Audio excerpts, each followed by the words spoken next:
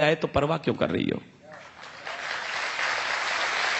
मैंने कहा अगर कबूतर श्वेत नहीं हम गुरु के बाद छोड़ देते, इशारा समझे मैं बोल क्या रहा हूं, अगर कबूतर श्वेत नहीं हम गुरु के बाद छोड़ देते तो लाहौर कराची को हम दिल्ली तलक जोड़ देते, तो लाहौर कराची को हम दिल्ली तलक जोड़ देते।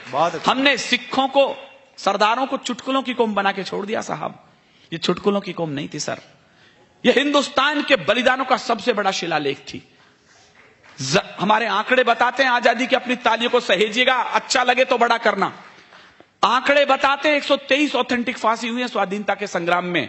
आपकी तालियां शहादत को शायद बड़ा करें। 83 बेटे सिख मां की कोख ने दिए थे उसके लिए।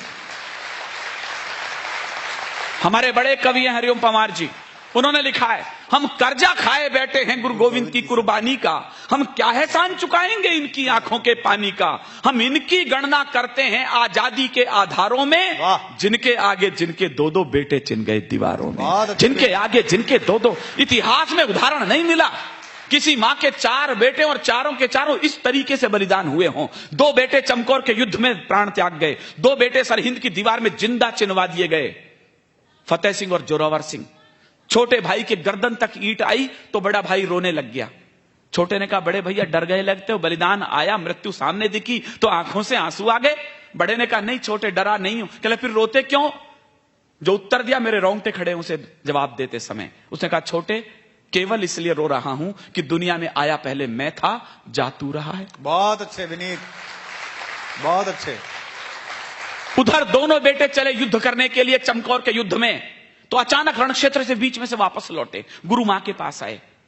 कहने लगे मां डर गई कि कहीं दोनों बेटे कायर तो नहीं निकले।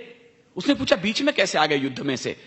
कहने लगे मां प्यास लगी है। मां के आंखों में लाल डोरे उभरे। कहने लगा शर्म नहीं आती, रण क्षेत्र में खड़े हो, शत्रु के लहू से अपनी प्यास क्यों नहीं बुझा लेते? चारों के चारों बेटे शहीद हो गए। तो गुरु मां रोने लगी, गुरु गोविंद सिंह के पास गई, मेरी कोख खाली हो गई है, मैं जीऊं तो जीऊं किसके लिए?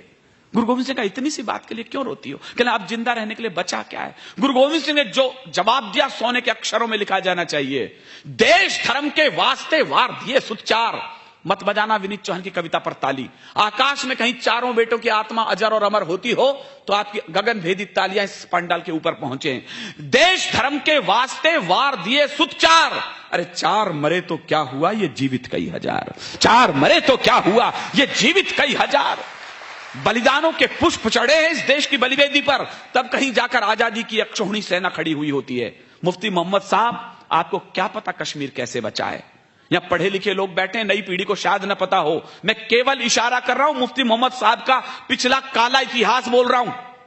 जो समझदार लोग हैं वो ताली बजाएं, जो नई पीढ़ी है उन्हें बताएं कि विनीत चौहान बोल क्या रहा था। ये क्या जाने बलिदानों की क्या परिभाषा होती है। 2 लाइन मुफ्ती मोहम्मद साहब से कह रहा हूं, सच लगे तो फिर मुझे सूचना दे। ये क्या जाने बलिदानों की कैसी भाषा होती है, ये क्या जाने कुर्बानी की क्या परिभाषा होती है। जो अपनी बेटी के बदले में हत्यारे छोड़ चुके वो पहले ही भारत मां से अपने रिश्ते तोड़ चुके, वो पहले ही भारत मां से अपने रिश्ते तोड़ चुके। अच्छा है विनीत, बहुत अच्छा है। तो मैंने कहा अगर कबूतर श्वेत नहीं हम गुरु के बाद छोड़ देते तो लाहौर कराची को हम दिल्ली तलक जोड़ देते। अब भी अटल इरादे लेकर भारत के लोगों जागो, शांति मंत्र की पूजा छोड़ो, दुश्मन